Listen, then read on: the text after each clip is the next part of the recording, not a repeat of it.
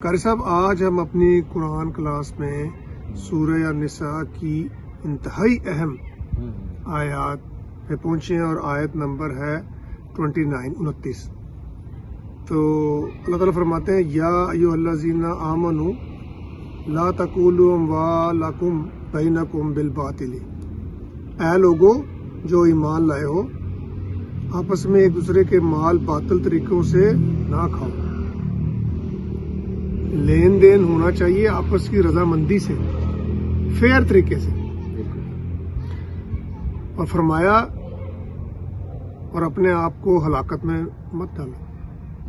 یعنی ایسا کر کے بالکل سر یقین مانو کہ اللہ تمہارے اوپر مہربان ہے، اور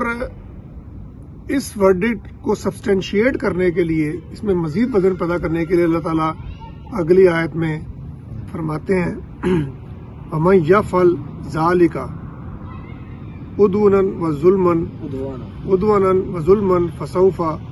نُصْلِهِ نَارًا، لیکن جو شخص ظلم و زیادتی کے ساتھ ایسا کرے گا، یعنی جو اوپر بیان ہوا ہے کہ کسی کا مال باطل طریقے سے کھائے گا، اس کو ہم ضرور بالضرور آگ میں جھونکیں گے، اور یہ اللہ کے لیے کوئی مشکل کام نہیں ہے۔ تو قاری صاحب آپ دیکھیں ہماری سوسائٹی میں، ہمارے کلچر میں کتنے یہ نارم ہے کہ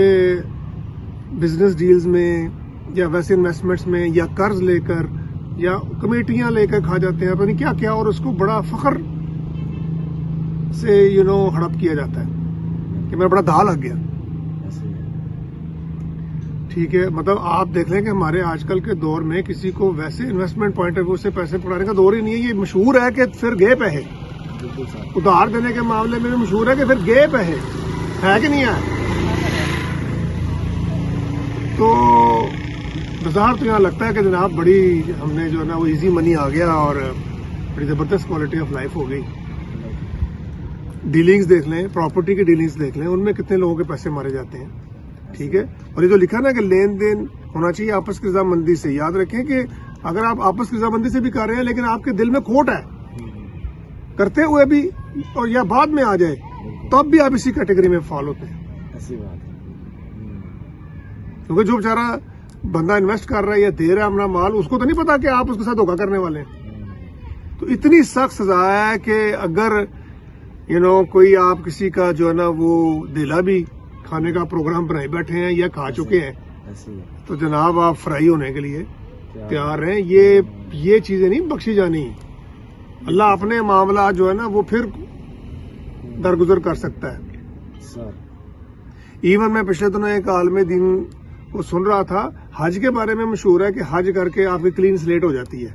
گناہ آپ کے معاف ہو جاتے ہیں، اللہ مقبول ہے، ٹھیک ہے، لیکن سننے میں آیا کہ وہ جو کسی کا حق مارا ہوگا نا، وہ نہیں، وہ آپ نے وہ تو پھر آپ کو اس کو کمپنسیٹ کریں، ٹھیک ہے، یا پھر سچی توبہ، آئی ڈونٹ نو، وہ اللہ جانتا ہے بہتر، لیکن وہ ان کا یہ کہنا تھا کہ وہ اس سے وہ حج سے وہ بھی نہیں معاف ہوتا۔ It is a very very serious matter. تو فار گاڈ سے ایک چھوٹی سی زندگی ہے، لنگ ہی جانی ہے، تو اپنے آپ کو اللہ تعالیٰ فرما رہے ہیں کہ ہلاکت میں مت ڈالو، دنیا کی چند روزہ زندگی کے لیے، اس کے مزے کے لیے، اس کی انٹرٹینمنٹ کے لیے نہ صرف خود کو بلکہ اپنے اہل و عیال کو بھی بی وان۔